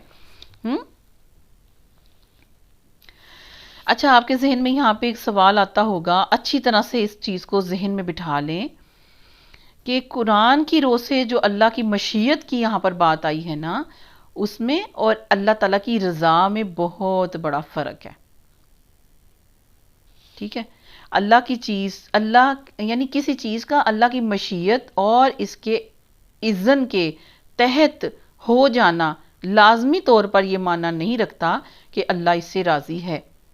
جیسے اللہ راضی ہے اور اس کو پسند کرتا ہے، جیسے کہ اللہ تعالیٰ نے یہ لکھ دیا ہے اپنی کتاب میں یا دنیا بناتے ہوئے کہ چھری چلے گی تو وہ کاٹے گی، خون نکلے گا، کوئی اٹیک کرے گا قاتل تو مقتول مرے گا، ٹھیک ہے؟ یہ ہو تو اللہ کے اذن اور مشیت سے ہی رہا ہے نا، کہ چھری چل رہی ہے اور کاٹ رہی ہے، مار رہی ہے، بندوق کی گولی چلتی ہے اور بندے کو لگتی ہے اور وہ زخمی ہوتا ہے اور خون نکلتا ہے اور فوت ہو جاتا ہے۔ یہ ہوتا کس طرح ہے؟ اللہ کی مشیت سے، لیکن اس کام کے اندر اللہ کی رضا موجود نہیں ہے، ٹھیک ہے؟ دنیا میں کوئی بھی واقعہ کبھی بھی جب ایسا نہیں ہوتا جب تک کہ اللہ اس کے ہونے کا اجازت نہ دے دے اور اپنی عظیم الشان اسکیم میں اس کے ہونے کی گنجائش نہ نکالے اور اسباب کو اس حد تک وہ نہ کر دے کہ وہ واقعہ صادر ہو سکے۔ کسی چور کی چوری، کسی قاتل کا قتل، کسی ظالم اور مفسد کا ظلم اور فساد، اور کسی کافر اور مشرک کا کفر اور شرک اللہ کی مشیت کے بغیر ممکن نہیں ہے، ٹھیک ہے؟ یہ اللہ ہونے دے رہا ہے تو ہو رہا ہے، ورنہ کسی کی کوئی مجال نہیں ہے کہ وہ سانس بھی لے سکے، کسی کی کوئی مجال نہیں ہے، ٹھیک ہے، کہ وہ ایک پانی کا گھونٹ پی لے۔ اور اسی طرح کسی مومن اور کسی متقی انسان کا ایمان اور تقوی بھی مشیت الہی کے بغیر بالکل ممکن نہیں۔ دونوں قسم کے واقعات یکساں طور پر مشیت کے انڈر ہی ہوتے ہیں، مگر پہلی قسم کے واقعات سے اللہ راضی نہیں، اور اس کے برعکس دوسری قسم کے جو واقعات ہیں، اچھے بھلائی والے، تقوی والے، ایمان والے واقعات کو اس کی رضا اور اس کی پسندیدگی اور اس کی محبوبیت کی سند حاصل ہے، ٹھیک ہے؟ تو یعنی کہ یہ ساری کام اور دنیا کا سارا سسٹم اللہ کی مشیت کے ساتھ چل رہا ہے، لیکن اللہ کی مشیت کے اندر جو کام ہو رہے ہیں ضروری نہیں اس کے اندر اللہ تعالیٰ کی رضا شامل ہو، اور اللہ کی رضا والے کام الگ ہیں، اس کے اندر اللہ کی خوشنودی، اللہ کی رضامندی، اللہ کی رحمت موجود ہے۔ کوئی ایمان مطلب کیا ہے؟ کوئی ایمان لا نہیں سکتا، کوئی کلمہ پڑھ نہیں سکتا جب تک کہ اللہ کا اذن اس کے اندر شامل نہ ہو۔ اللہ کا اذن اس کی حکمت کے ساتھ ہے، ہم اللہ کو کوئی سوال نہیں کر سکتے، ٹھیک ہے؟ جیسے کہ اس آیت میں اللہ تعالیٰ نے فرمایا ہے آگے آیت نمبر 112 میں کہ ہم نے اسی طرح شیاطین انسان اور شیاطین جن کے اندر سے بہت سو کو نبی کا دشمن بنا دیا، ٹھیک ہے؟ کیوں؟ ٹیسٹ کرنے کے لیے، آزمائش کے لیے، جو ایک دوسرے پر خوشائند باتیں دھوکے کے ساتھ اور فریب کے ساتھ القاء کرتے رہے ہیں۔ اگر تمہاری رب کی مشیت یہ ہوتی کہ وہ ایسا نہ کریں تو وہ کبھی نہ کرتے، اللہ ہونے دے رہا ہے تو ہو رہا ہے، بس تم انہیں ان کے حال پر چھوڑ دو کہ اپنی افتراء پردازیوں، جھوٹی باتیں وہ کرتے رہیں۔ یہ سب کچھ ہم انہیں اسی لیے کرنے دے رہے ہیں کہ جو لوگ آخرت پر ایمان نہیں رکھتے ان کے دل اس خوشنما دھوکے کی طرف مائل ہو جائیں اور وہ اس سے راضی ہو جائیں اور ان برائیوں کا اکتساب بھی کریں جن کا اکتساب وہ کرنا چاہتے ہیں، یعنی جو چاہے جا کے کرو، جو مرضی کرو، تمہیں دماغ دے دیا، علم دے دیا، کتاب دے دی، رسول بھیج دیے، اپنی طرف سے اللہ تعالیٰ نے حجت پوری تمام کر دی، اب تم جس طرح سے جو بھی برائیاں کرنے چاہتے ہو، اللہ تعالیٰ نے اس دنیا کا قانون بنا دیا. کوئی ڈاکٹر بننا چاہتا ہے، ڈاکٹری کا سلیبس لے آتا ہے، ان کتابوں کو پڑھتا ہے تو وہ ڈاکٹر ہی بنتا ہے، انجینئر نہیں بنتا. یہ ہے دنیا کا قانون. کوئی مدرسے میں جاتا ہے عالم دین بننے کے لیے، وہ ڈاکٹر بن کے باہر نہیں نکلتا، وہ عالم بن کے باہر نکلتا ہے. جو برائیاں کمانے کے لیے اپنے عمل کرے گا، اپنے نفس کو لگائے گا، اس طرف کھینچے گا، شیطان کی پٹیوں کی طرف چلے گا، وہ برائیوں کا اکتساب کرے گا، اللہ کرنے دیں گے، رزلٹ نکلے گا اس کا بھی. اور جو اچھائیاں کرنا چاہتا ہے اس میں محنت کرتا ہے، اس کے اسباب اپنے لیے مہیا کرتا ہے، وہ کیا کرتا ہے؟ وہ اچھے طریقوں پر عمل کرنے کے بعد اللہ کا صالح مسلم بن جاتا ہے. اللہ کہتے ہیں آیت نمبر 113 میں کہ جو چاہے یہ کرنا چاہتے ہیں، جس طرف یہ مائل ہونا چاہتے ہیں ہو جائیں، وہ اسی میں راضی ہو جائیں اور اسی طرح برائیوں کا اکتساب کریں جن کا اکتساب وہ کرنا چاہتے ہیں، جو ان کی چاہت ہے. حالانکہ جو چاہت ہے اللہ ہونے دے رہے ہیں تو ہو رہی ہے. ٹھیک ہے، اس کو بس اتنا ہی سمجھیں کہ اللہ تعالیٰ نے یہ تقدیر میں لکھا ہوا ہے. پھر جب حال یہ ہے تو کیا میں اللہ کے سوا کوئی اور فیصلہ کرنے والا تلاش کروں؟ حالانکہ اس نے پوری تفصیل کے ساتھ تمہاری طرف کتاب نازل کر دی ہے، کچھ بھی نہیں چھپایا اس اللہ نے. یعنی کہ اتنا اختیار والا رب، اتنی طاقت والا رب، اتنے زور والا رب، اتنا بے نیاز، پھر دوسری طرف اتنا رحم والا، اتنی رحمتوں والا. یہ حال ہے اس کا کہ اس کو جو جہنم کی راہ کو پسند کر لیتا ہے اپنے لیے، اللہ تعالیٰ اس کے لیے جہنم کے رستوں کو کھول دیتا ہے، آسانی پیدا کر دیتا ہے. وہ ڈاکے مارتا ہے، وہ قتل کرتا ہے، وہ سو قتل کرتا ہے، لوگوں کو نقصان پہنچاتا ہے، ظالم بن جاتا ہے، شرک کرتا ہے. اللہ ہونے دیتے ہیں کیونکہ اس کو پتہ ہے اس کے اندر ہی ہے فَأَلْهَمَهَا فُجُورَهَا وَتَقْوَاهَا. اس کو اندر سے پتہ ہے کہ یہ میں برائی کر رہا ہوں، لیکن برائی کرتے کرتے اس کے اندر برائی کی سینس ختم ہو جاتی ہے، ضمیر اس کا مردہ ہو جاتا ہے. ٹھیک ہے، امید ہے کہ یہ پوائنٹ آپ کو سمجھ آ گیا ہوگا. اور جن لوگوں کو ہم نے تم سے پہلے کتاب دی تھی وہ جانتے ہیں کہ یہ کتاب تمہارے رب ہی کی طرف سے حق کے ساتھ نازل ہوئی ہے، لہٰذا تم شک کرنے والوں میں شامل نہ ہو. تمہارے رب کی بات سچائی اور انصاف کے اعتبار سے کامل اور مکمل ہے، کوئی اس کے فرامین کو تبدیل ہی نہیں کر سکتا. اور وہ سب کچھ سنتا ہے اور سب کچھ جانتا ہے. بے شک اللہ تعالیٰ سب کچھ سننے والا، وہ سمیع علیم، سب کچھ سننے اور جاننے والا ہے. اور اے محمد صلی اللہ علیہ وآلہ وسلم، اگر تم ان لوگوں کی اکثریت کے کہنے پر چلو جو زمین میں بستے ہیں، ہاں، ٹرینڈ کے پیچھے اگر تم چلو، وہ بہت ٹرینڈی ہے، بہت ٹرینڈ ہے آج کل، اس میں دنیا جو ہے اسی میں کھپی ہوئی ہے ٹرینڈ میں. اگر اکثریت کے کہنے پر تم چلو جو زمین میں بستے ہیں تو وہ تمہیں اللہ کے راستے سے بھٹکا دیں گے. خود انگلی رکھ کے اس آیت کو پڑھ لیجئے. آیت نمبر 116، 115، 116 میں اللہ تعالیٰ کیا فرما رہے ہیں؟ پیارے محمد صلی اللہ علیہ وسلم، اگر آپ ان لوگوں کی اکثریت کے کہنے پر چلو جو زمین میں بستے ہیں تو وہ آپ کو اللہ کے راستے سے بھٹکا دیں گے. وہ تو محض ایک گمان پر چلتے ہیں اور قیاس آرائیوں کرتے ہیں. اللہ اکبر. ان کی یعنی حقیقت کچھ نہیں، بس ان کے گمان ہے، وہم و گمان ہے. در حقیقت تمہارا رب زیادہ بہتر جانتا ہے کہ کون اس کے راستے سے ہٹا ہوا ہے اور کون سیدھی راہ پر ہے.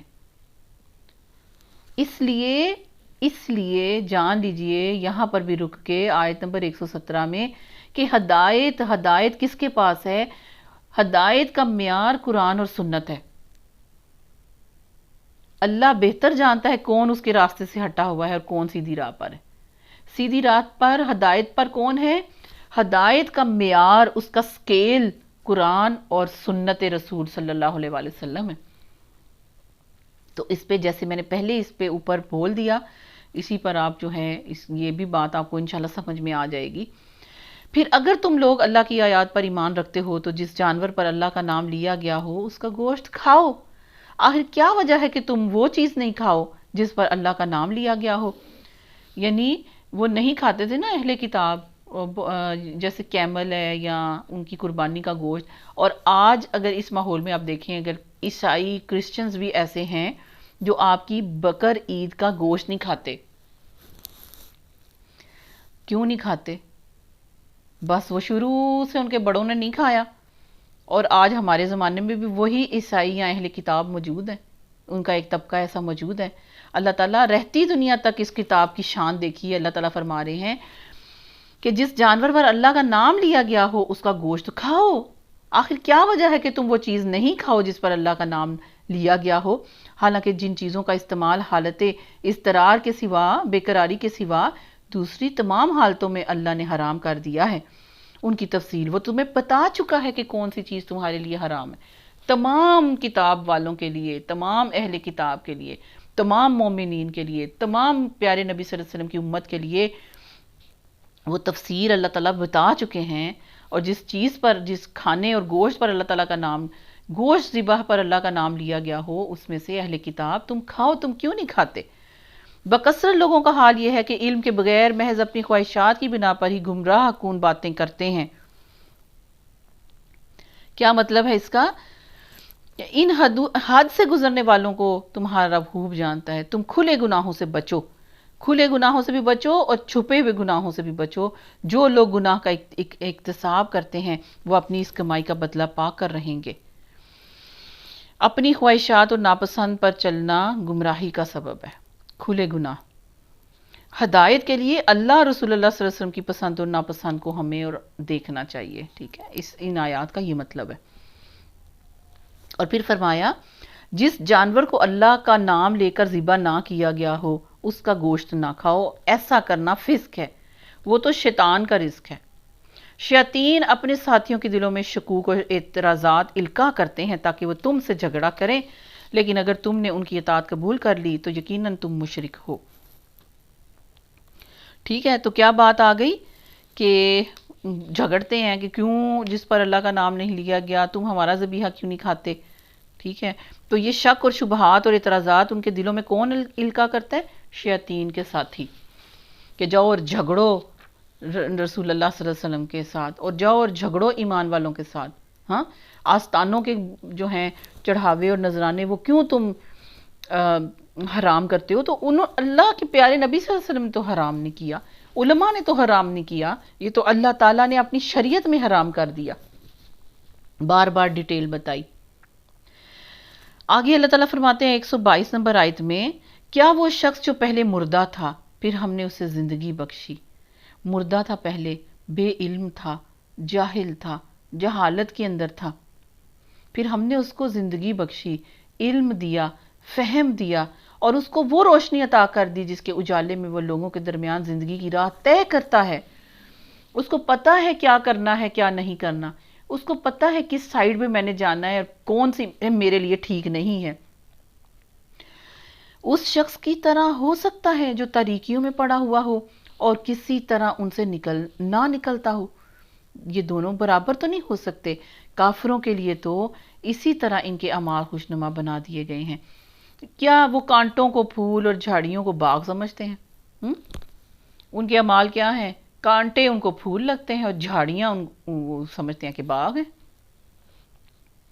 اور اسی طرح ہم نے ہر بستی میں اس کے بڑے بڑے مجرموں کو لگا دیا ہے کہ وہاں اپنے مکر و فریب کا جال پھیلائیں۔ دراصل وہ اپنے فریب کے جال میں آپ ہی پھنستے ہیں مگر انہیں اس کا شعور نہیں ہے۔ جب ان کے سامنے کوئی آیت آتی ہے تو وہ کہتے ہیں ہم نہیں مانیں گے جب تک کہ وہ چیز خود ہم کو دی جائے جو اللہ کے رسولوں کو دی گئی، یعنی ہمارے اوپر بھی وحی اترے، ہمارے پاس بھی فرشتہ آئے۔ ٹھیک ہے، تو یہ کیا ہے کہ ہمیں بھی وہی چیز دی جائے جو رسول کو دی گئی ہے۔ اللہ زیادہ بہتر جانتا ہے کہ اپنی پیغمبری کا کام کس سے لے اور کس طرح سے لے۔ قریب ہے کہ وہ وقت جب یہ مجرم اپنی مکاریوں کی پاداش میں اللہ کے ہاں ذلت اور سخت عذاب سے دوچار ہوں گے۔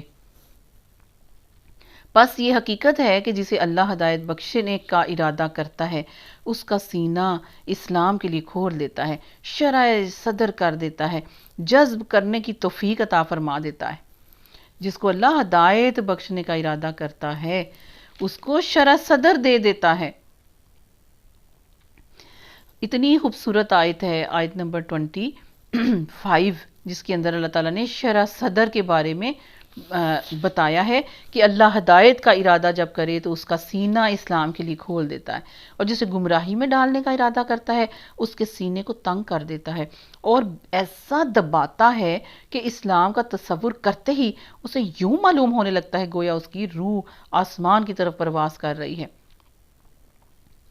اسی طرح اللہ حق سے فرار اور نفرت کی ناپاکی ان لوگوں پر مسلط کرتا رہتا ہے جو ایمان نہیں لاتے، حالانکہ یہ راستہ تمہارے رب کا سیدھا راستہ ہے، اور اس کے نشانات ان لوگوں کے لیے واضح کر دیے گئے ہیں جو نصیحت قبول کرتے ہیں، ان کے لیے ان کے رب کے پاس سلامتی کا گھر ہے، جنت ہی جنت ہے، اور وہ ان کا سرپرست ہے اس صحیح طرز عمل کی وجہ سے جو انہوں نے اختیار کی۔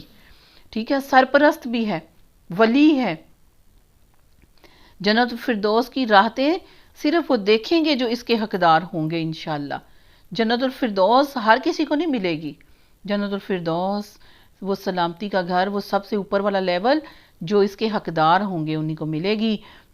اور اس پہ پھر جو نصیحت قبول کرتے ہیں اور اپنے سیدھے راستے پر بزرگوں کے، بڑوں کے، انبیاء کے، جو بھی اولیاء، جو بھی اللہ والے اس پہ چلے، صحابہ کرام سب سے پہلے پیارے نبی صلی اللہ علیہ وآلہ وسلم کے بعد آپ کے اصحاب اور ان کے نقش قدم ان کے رستے کو پکڑتے ہیں، صحیح طرز عمل کرتے ہیں، تو اللہ بھی پھر ان کا ہاتھ پکڑ کے سیدھے رستے پر لے جاتا ہے۔ یہ مطلب ہے کہ اللہ ان کا سرپرست ہے، اللہ ان کا ولی ہے، اللہ ان کا ساتھی ہے، جو صحیح طرز عمل کی وجہ سے جو انہوں نے اختیار کیا۔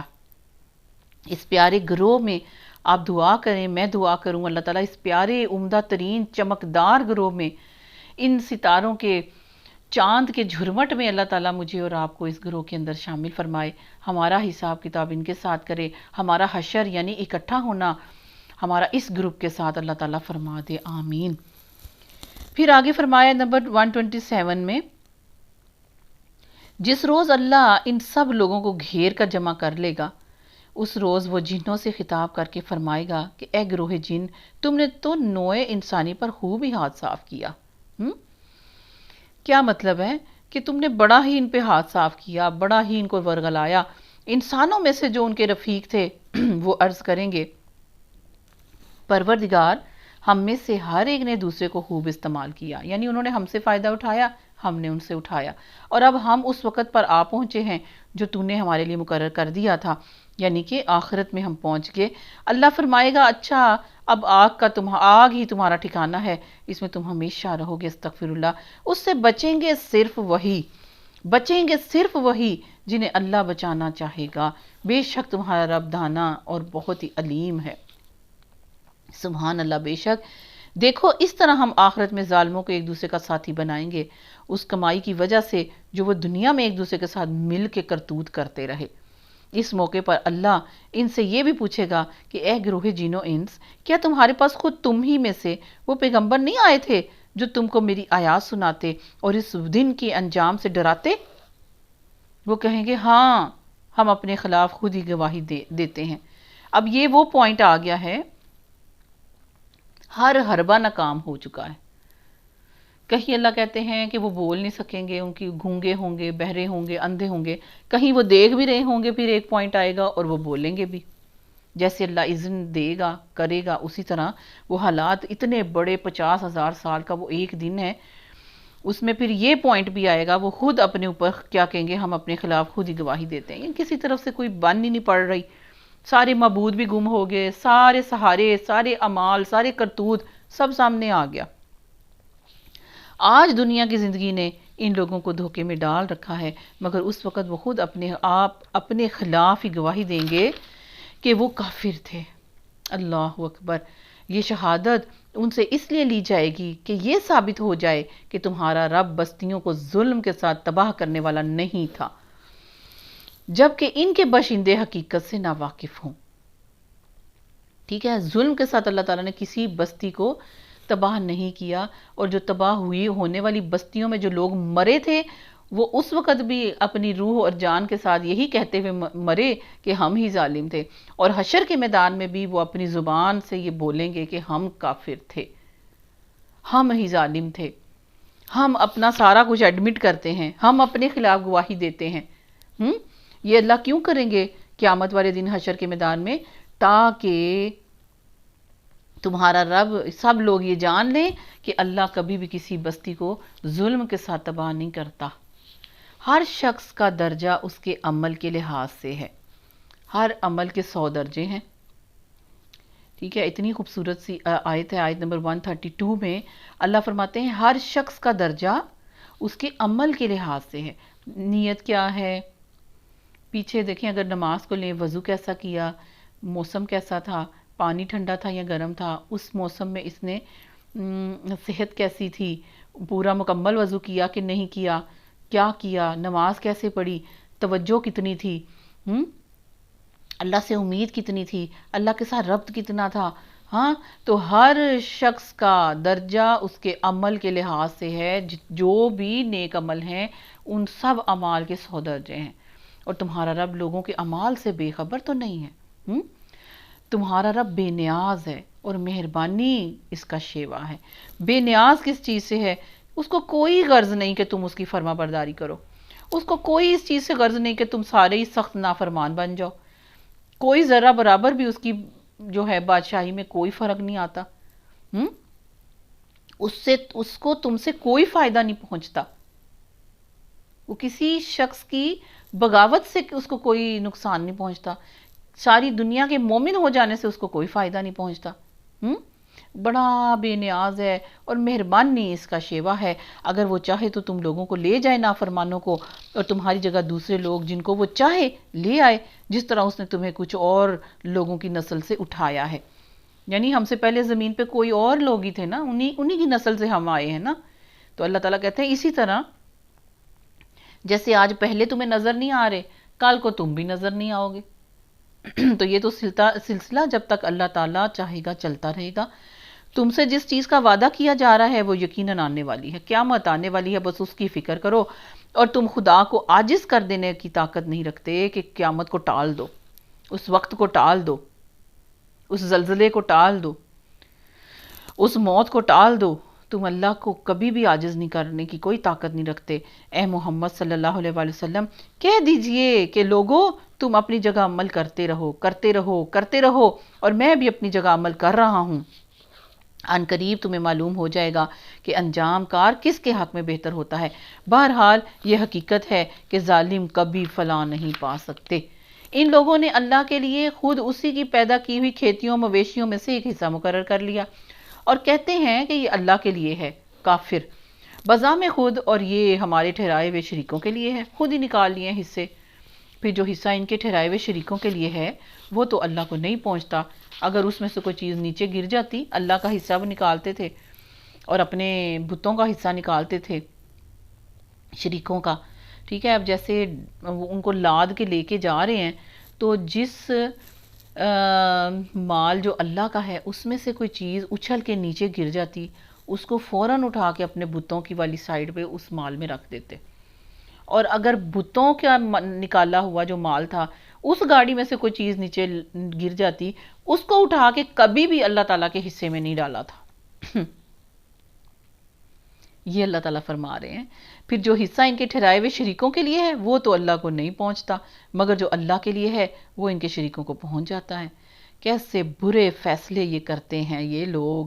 اور اسی طرح بہت سے مشرکوں کے لیے ان کے شریکوں نے اپنی اولاد کے قتل کو خوشنما بنا دیا، بلی چڑھانا، اولاد کو قتل کرنا، پیاروں کی قربانی دے دینا، تاکہ ان کو ہلاکت میں مبتلا کریں اور ان پر ان کے دین کو مشتبہ بنا دیں۔ یعنی اپنی نسل ہی خود ہی خراب کر رہے ہیں، اور یعنی شریکوں نے اپنی اولاد کے قتل کو، بہت سے مشرکوں کے شریکوں نے، شریک کون ہیں؟ وہی ایسے گھڑی ہوئی باتیں ہیں، ان کی خود ہی کے سوچ ہے، خود ہی کے نظریات ہیں، اس میں وہ بلیاں چڑھاتے تھے، اور مطلب اپنی نسل کو خود ہی ہلاکت میں ڈال دیتے تھے، اور ان پر ان کے دین کو مشتبہ بنا دیں۔ اگر اللہ چاہتا تو یہ ایسا نہ کرتے، لہٰذا انہیں تم چھوڑ دو کہ اپنے افطرا پردازیوں میں یہ لگے رہیں۔ یہ اللہ تعالیٰ نے فرمایا نا، وَلَوْ شَاءَ اللَّهُ مَا فَعَلُوهُ، ٹھیک ہے؟ تو مطلب وہی ہے پیچھے اللہ کی مشیت اور اللہ کی رضا والے کام۔ کہتے ہیں یہ جانور اور یہ کھیت محفوظ ہیں، انہیں صرف وہی لوگ کھا سکتے ہیں جنہیں ہم کھلانا چاہیں، حالانکہ یہ پابندی ان کی خود ساختہ ہے، پھر کچھ جانور ہیں جن پر سواری اور بردباری حرام کر دی گئی ہے، اور کچھ جانور ہیں جن پر اللہ کا نام ہی نہیں لیتے. یعنی اتنے وہ عجیب و غریب قسم کے انہوں نے اپنے شیطان کے بہکاوے میں آ کے ایسے ایسے کام کیے ہوئے تھے، اور یہ سب کچھ انہوں نے اللہ پر افطرا کیا، جھوٹ باندھا. ان قریب اللہ انہیں ان افطرا پردازیوں کا جھوٹ کا بدلہ دے گا. اور کہتے ہیں جو کچھ ان جانوروں کے پیٹ میں ہے یہ ہمارے مردوں کے لیے مخصوص ہے اور ہماری عورتوں پر حرام ہے.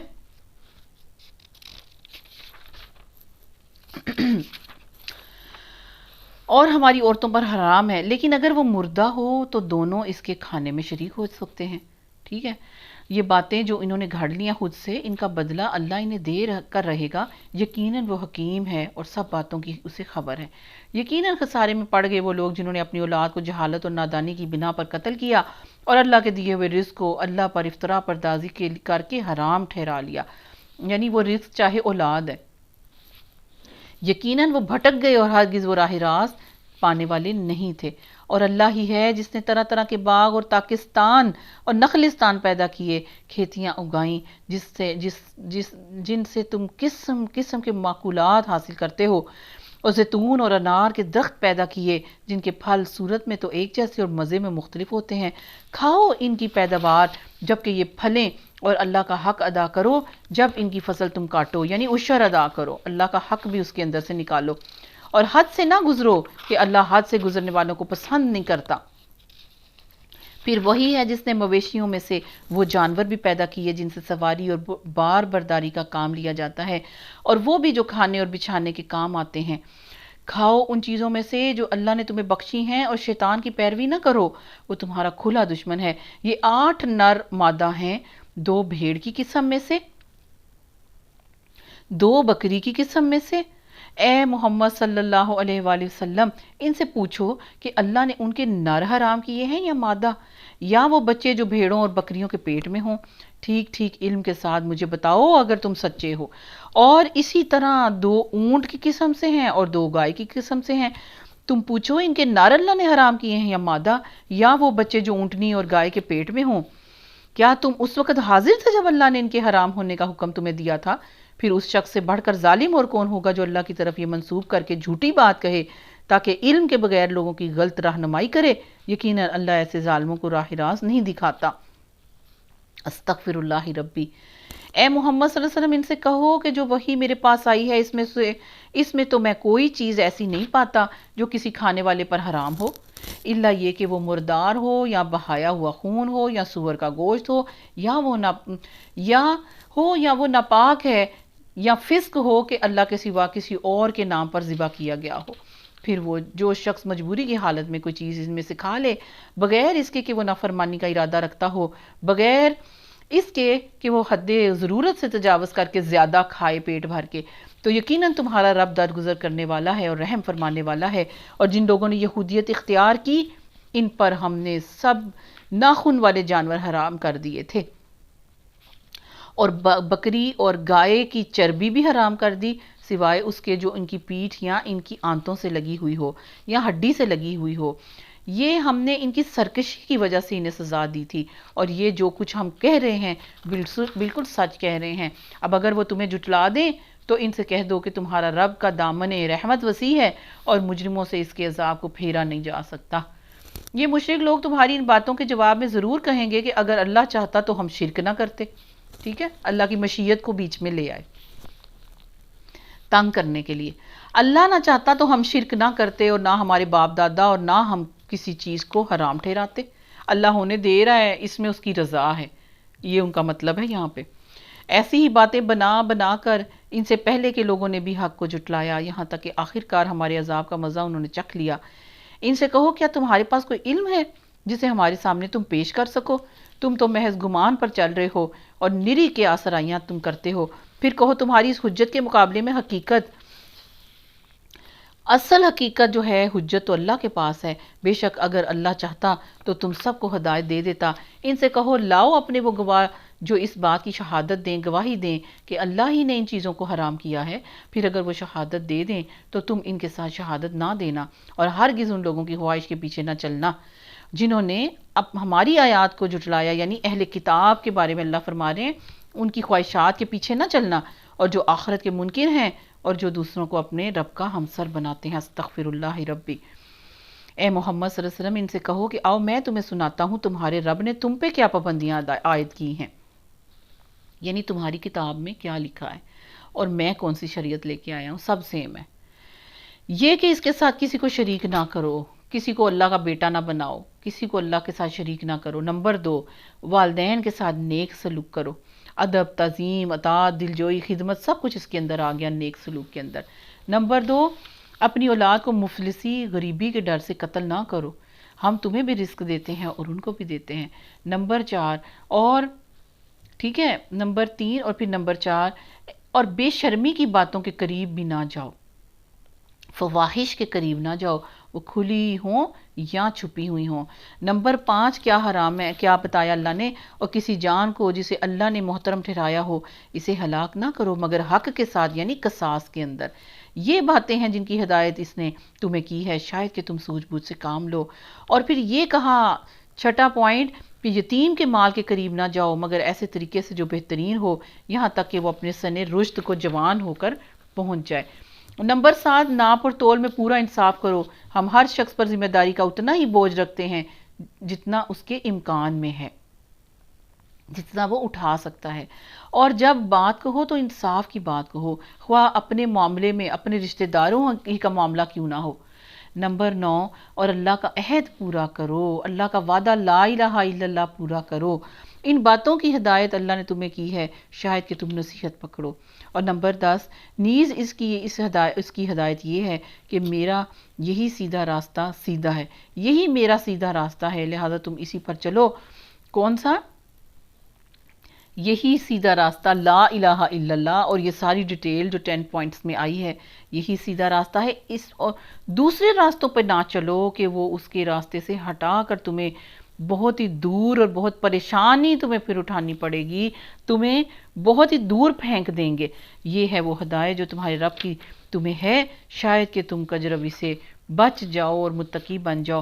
پھر ہم نے موسیٰ کو کتاب عطا کی تھی جو بھلائی کی روش اختیار کرنے والے انسان پر نعمت کی تکمیل اور ہر ضروری چیز کی تفصیل اور سراسر ہدایت اور رحمت تھی، اور اس لیے بنی اسرائیل کو دی گئی تھی کہ شاید لوگ اپنے رب کی ملاقات پر ایمان لے آئیں۔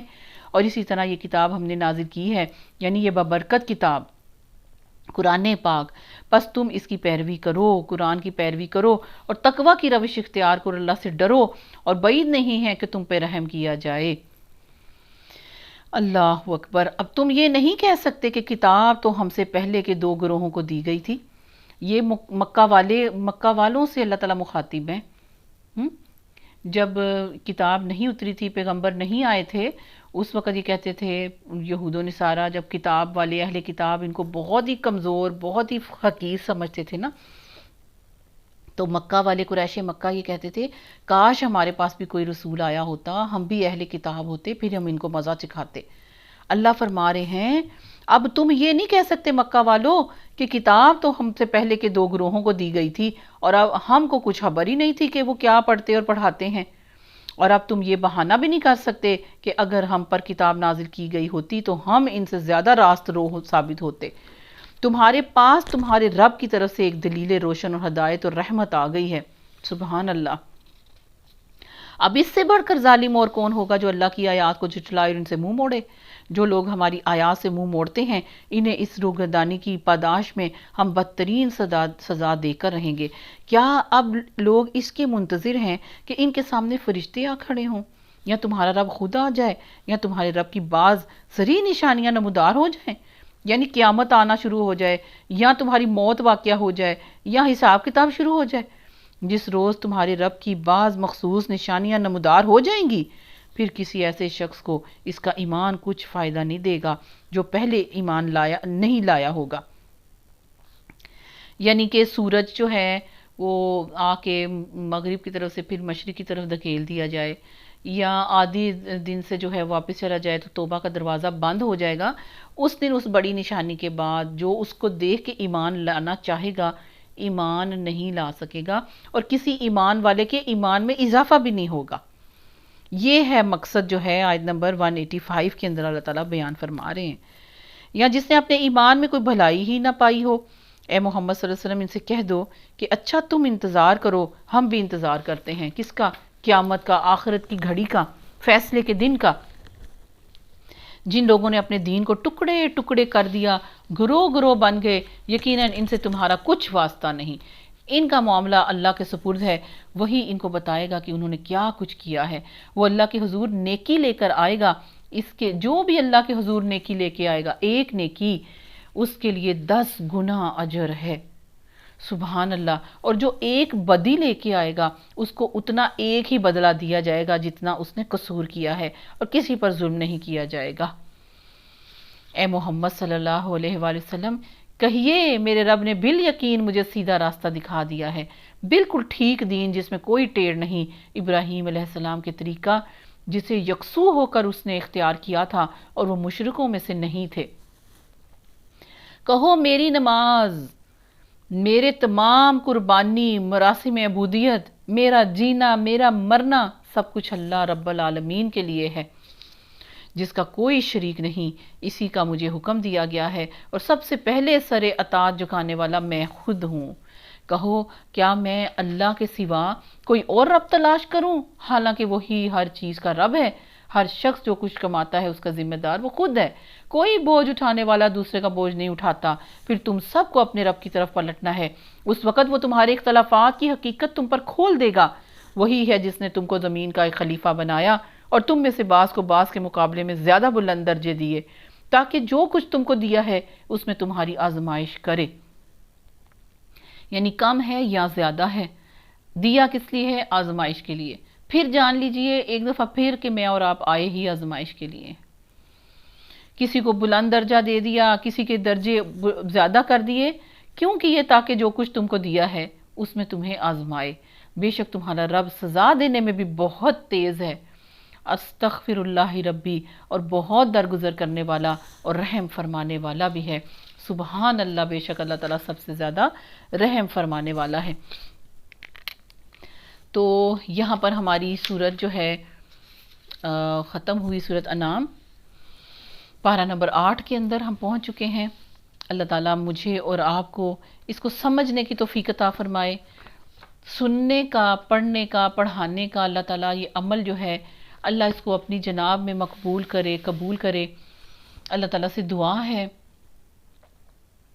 کہ ہمارا بھی جینا، مرنا، ہماری عبادات، ہمارا ایک ایک سانس، ایک ایک پل اللہ کی رضا کے لیے ہو جائے، سب کچھ۔ ان صلاتی و نسکی و محیای و مماتی، جو کچھ اس کے اندر ہے للہ رب العالمین، اس رب العالمین کے لیے ہو جائے۔ انشاءاللہ پھر وہ اللہ تعالیٰ سرخ رو کرے گا اس دنیا میں بھی اور آخرت میں بھی۔ اللہ تعالیٰ عزتوں کے ساتھ نوازے اس دنیا میں بھی اور آخرت میں بھی۔ اللہ تعالیٰ ہمارے سارے میٹرز جو ہیں ان میں اپنی بھلائیوں کے فیصلے اس رمضان میں، روزوں کے اندر اور لیلۃ القدر کے اندر اللہ تعالیٰ مجھے اور آپ کو پہنچا دے، اور بہترین بہترین قسم کا ہمارا آئندہ سال خوشحالی والا، خوشخبریوں والا، آسائشوں والا، رحم والا، فضل والا اللہ تعالیٰ مجھے اور آپ کو عطا فرما دے۔ آمین۔ ربنا تقبل منا انک انت السمیع العلیم وتب علینا انک انت التواب الرحیم، وصلی اللہ تعالی علی خیر خلقہ محمد وآلہ وصحبہ اجمعین برحمتک یا ارحم الراحمین۔ آمین۔ السلام علیکم ورحمۃ اللہ وبرکاتہ۔